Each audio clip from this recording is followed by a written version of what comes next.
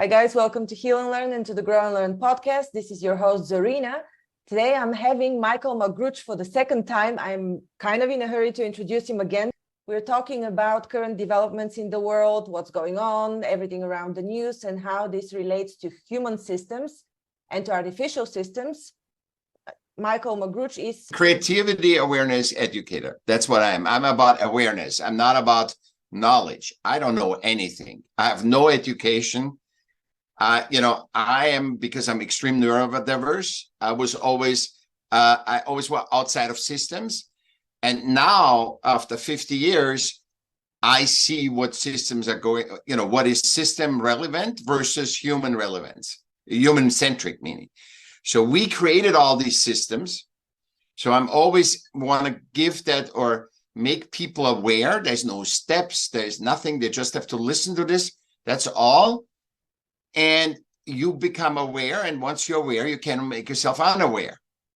And so what helps me, and we started with this discussion, what helps me is when I hit the wall in systems, for example, I can't get this permission or whatever, I look at the human problem. When I have a problem with humans that I don't know how to solve it, or there's no coach that can help me solve it, I'm looking at how does nature do it? And when it's not even in nature, because we are part of nature, then it must be a system problem that I misconstrue because I'm in the wrong habitat. My habitat is not systems. My habitat is nature and other humans. It's just because over generations we have lived in systems, so we adapt. We are like nature. We adapt to the systems. It's like a pet adapts to the owner. It's not in the wild like that. A dog is in the wild is different. So we adapt to systems and forgot our natural instincts and natural how to deal with the existence of us in that thing. And there's a lot of things happening. And I believe currently that nobody is really knows what to do. Even if they put things in action, for example, there's a lot of discussions with the vaccine and whatever not. Even if they put it in action, they can't predict what's going on. Why? Because we are 8 billion unique people. We are not like 8 million people separated in gender, race, and whatever. That's all systemic. We are 8 billion people and one of one. So Zarina, you are one of one in this whole sea of 8 billion people. And I'm one because I've never seen somebody like you and you have never seen somebody like me. Always remember that. Well, I think the example is relevant, but that's in case there was a real prediction needed for the vaccine, while information was available upfront, and now it's coming out that information about side effects was already available at the time of approval, and yet it was approved. So this has nothing to do with, oh, let's see, we cannot predict, it's still a trial period or whatever. It has to do with real, trespassing of the rights you've been given as an authority. You're supposed to protect people, and in case you're like, oh, nothing's going to happen, what the heck, let's just do it. And that's the whole thing. I mean, the submarine, people just do things till stuff goes wrong, and then they say we're gonna handle it later, and then nobody wants to lose face and nobody wants to admit it, and that makes it so hard. If people were honest and said, listen, I made a mistake, I miscalculated, this happened, everything would be at peace. But everybody wants a piece of that tragedy. Vaccine, war, submarine, everybody wants to have a part of it and want to kind of get attention. And I feel like this is the attention that you get. You don't need attention. Attention in nature, you exist because your existence, your life, that you are alive is the proof that you are valuable, because nature doesn't make mistakes. You wouldn't be existing if you weren't valuable. It is for you to figure out what is your value, because we are different to elephants and ants and other animals, where they know instinctively, they have that programmed in their DNA what to do. So we get born, we are relevant, but we don't know why. So it's easier to be system relevant, because I say, who can write, who can read, who can hand the hammer, and I put you there. I'm categorizing you. But because we did all these medial tasks of, everybody speaks, everybody can write and read, or more and more people can write and read. We are all on Zoom, we are everywhere. So now, what is the purpose? These are all, communication tools, but what is our purpose? And that's what we supposed to find out. And I find the best way to find it out is interacting with other humans, even though that's the hardest thing to deal with. It's easier to deal with a computer than with another human being. And you have to learn to dance. And we have lost that because we were separated in genders, number one. That's a systemic thing. The guys go to war, the women make more soldiers and cook, that's not natural, because a zebra doesn't care if there is if the female zebra, unless it is procreating. But other than that, it doesn't care if the zebra runs here or what it does. And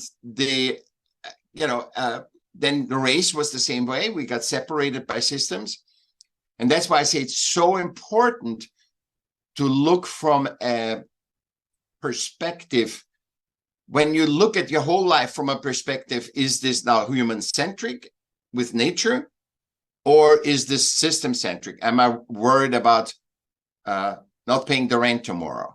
And what happens is that it gets so our conditioning that we believe we are in, that our reality is the system reality, that we say that a mother says they have a sick child and they feel guilty because they don't go to work. That should never happen.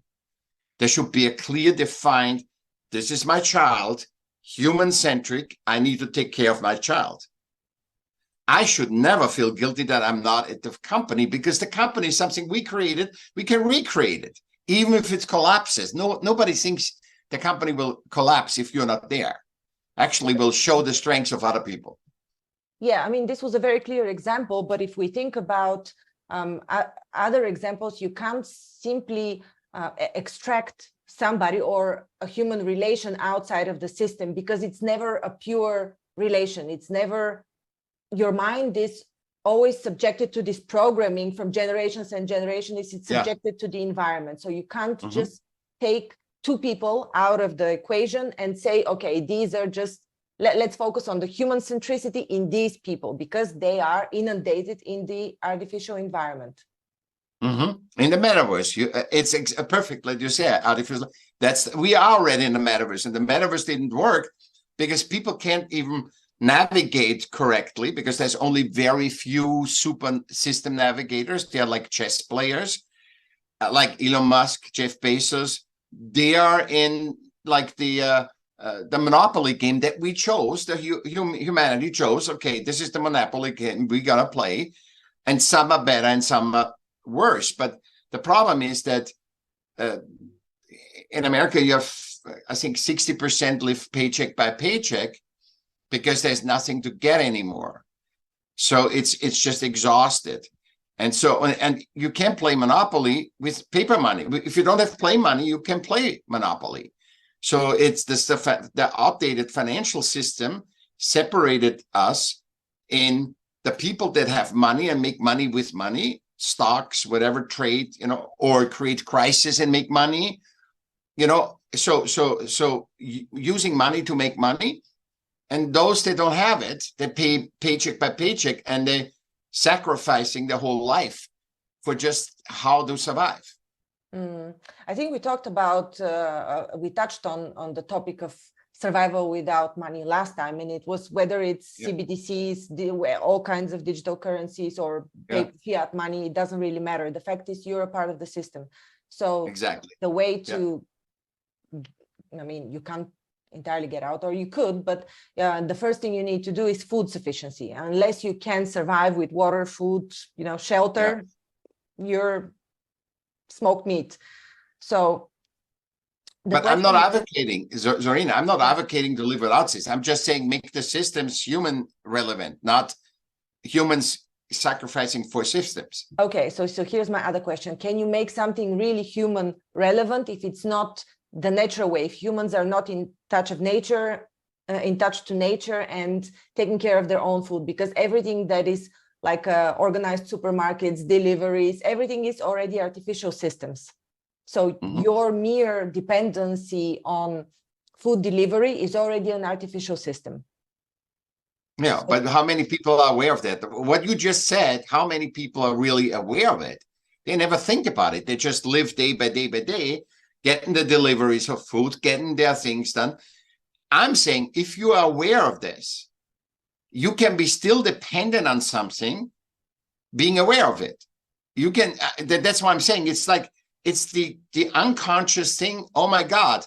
For example, in dating systems, the dating apps, they're running now 15 years or so, and people find out that like all systems, they promote only the successful and never say how many are not successful.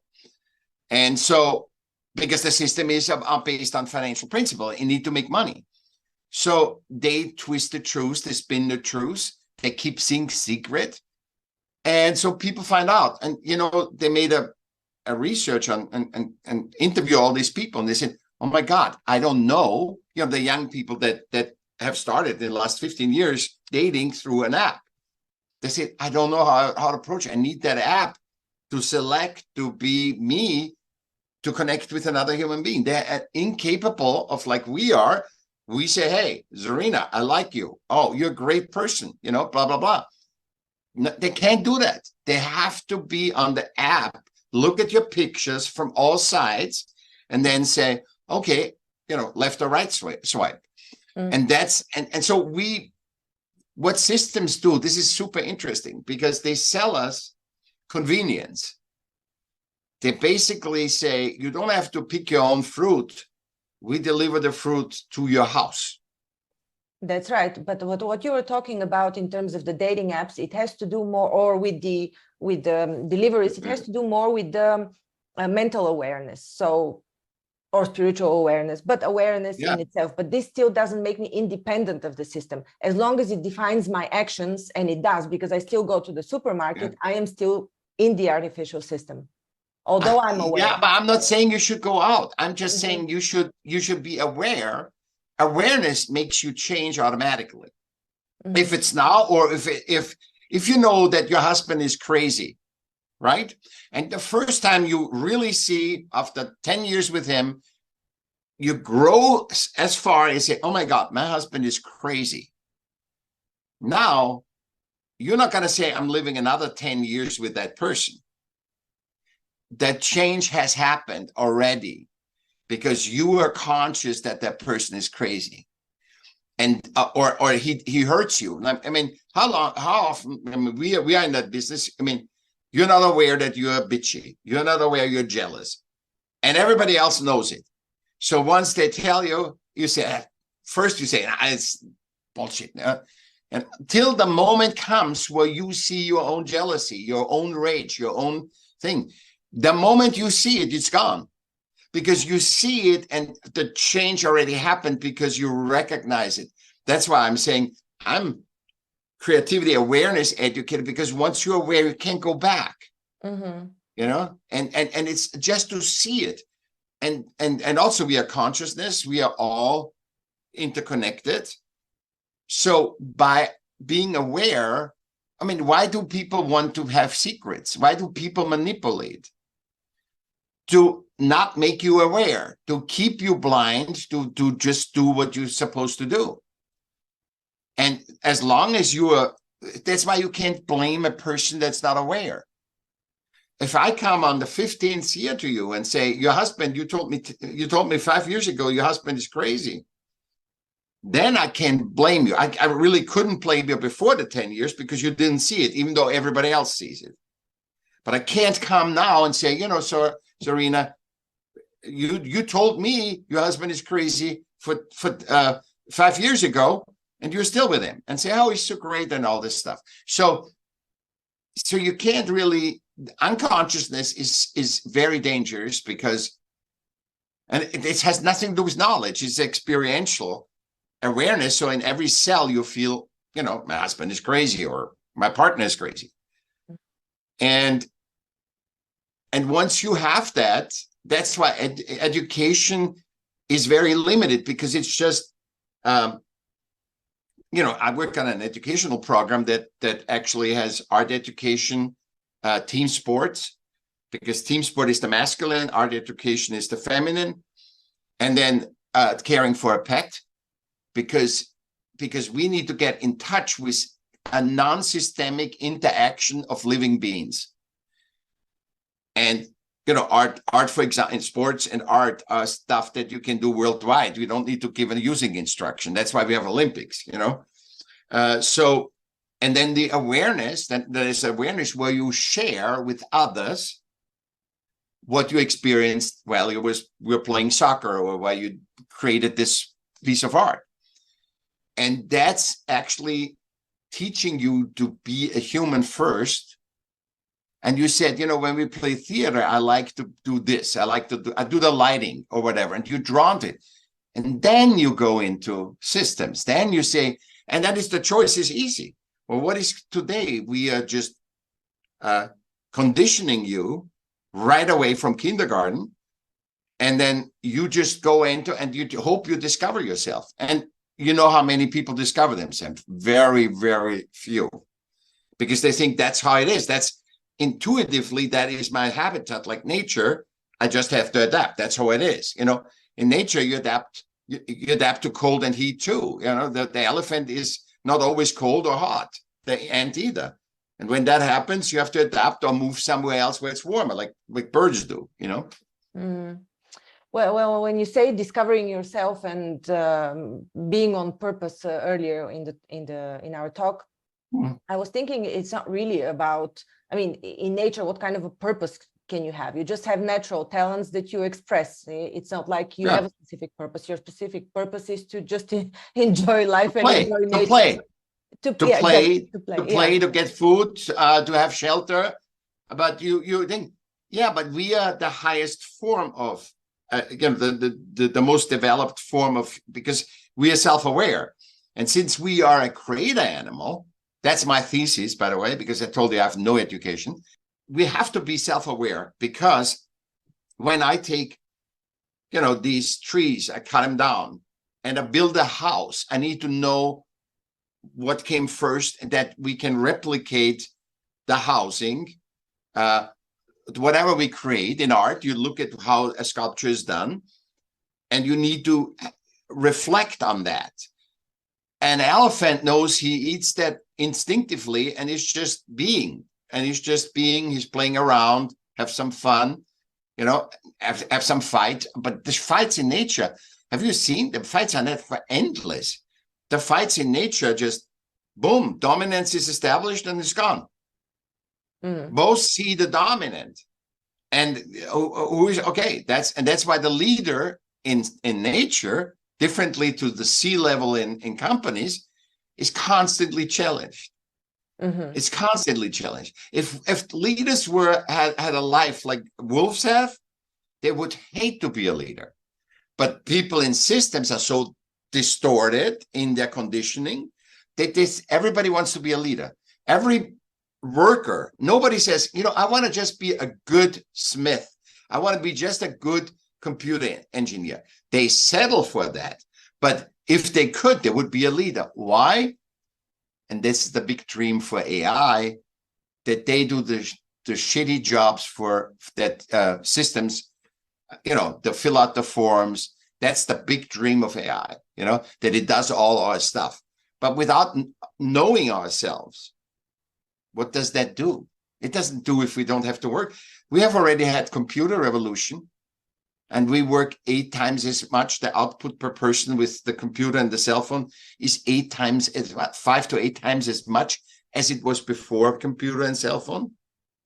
Well, so how much more time do you have? I don't have more time. How much more money you have? I don't have more money from that, thing. I don't make more money. I don't make more time. I don't have a more relaxed and joyous life. with computer. The plan of this specific artificial system is moving in consort with a few other narratives. One of them is the universal basic income, and the other one is the virtual environment, like those goggles, whatever it's called. Yeah. So yeah, if theoretically, if AI takes over these menial jobs, the people will have enough money with the universal basic income to sustain their bodies, and will have enough entertainment in the virtual reality to entertain their minds. So Beautiful it's all future. thought about. Beautiful future.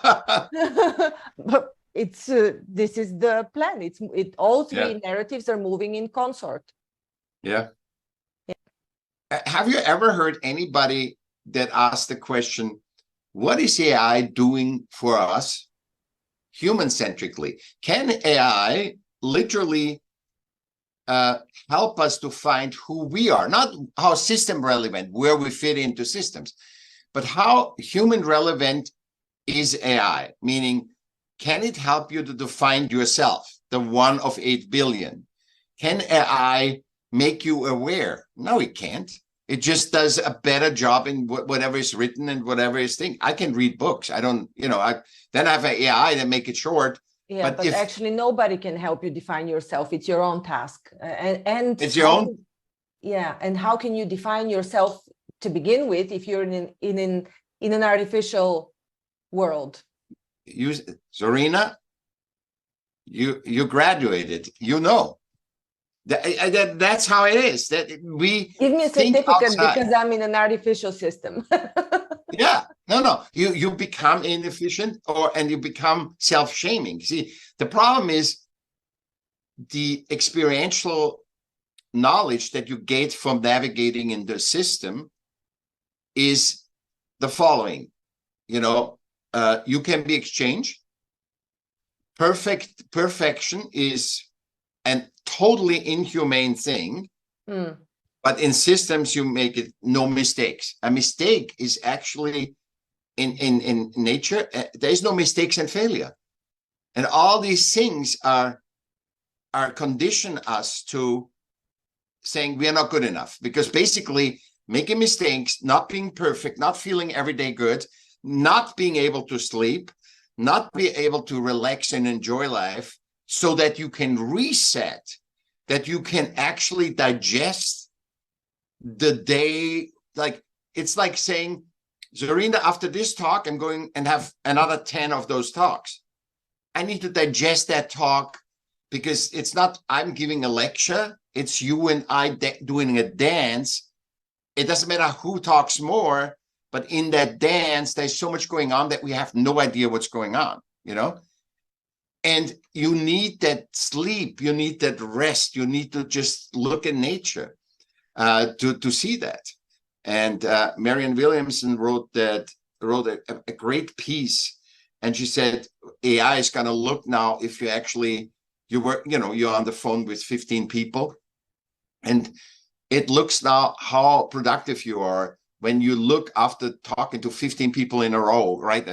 A phone service, and you look outside in the nature because you have a tree in front of the thing, and you just digest, just to download it and upload it, what you experienced. And I think she's right on point. It's like, we are not human-centric. We become humans supposed to be perfect, supposed to do this, no mistakes. And I wrote this article, and we can add it to this episode about failure. And I work in my whole, because I'm an artist, I work in my whole life in hospitality. And the greatest thing is in hospitality, it's all, you shouldn't make mistakes. But because it's all about human, there's a lot of mistakes that constantly happen, from the guest dropping something to you not, doing it always the same, because food is a living thing. So it's always massive. And the best restaurants are not the best restaurants where you walk in, everything is perfect, and you leave. The best restaurants is when stuff happens, and you're all the waiters and everybody dances around that mistake. So if you drop a glass, everybody starts clapping. How you humanly dance with your mistakes and failures and integrate and integrate. This is so true. You brought me in memories and imagination of what actually happens if something goes wrong in a restaurant. When you observe people dance around the mistake and correct it, you're not only enjoying this, but it's like the pinnacle of human skill, elegance of being, it's of your existence. It's you dance. I mean, this is what you and I do. We if we don't know each other, boom, click on and start dancing, because we want to dance. We don't want to be right or wrong. And this is the difference between a human-centric dialogue. That's why podcasts are so, people want to hear that, not the prefabricated systemic news. They want to hear people talk because they can relate. And if to news, that's something that's artificially done by AI or the people in the news that brings ratings, has not the truth that people, that listeners see when two people just talk. It doesn't have that. And look who is the highest. Joe Rogan, Howard Stern. These people talk normal. They talk like normal, and we can relate to them, and we log in always, because we can learn. And it's not about time. Oh, we only have 5 minutes. Say it. Time is a system too. Language is a system. It's all, we created this. And we have to start separating us, not getting out of it, but using the language, the time, our connections, and say, I might think, oh my God, I have to do this. But no, right now I'm with Serena in the moment and enjoying that dance, whatever comes out of it. Because I'm also listening to our talk and said, oh my God, great what you said, great. Like you, it's like, oh, that's great. And we are better together than separate. And you have to see that. It doesn't mean you have to marry me, but I'm saying we are better we are better together with another human than alone. Yeah.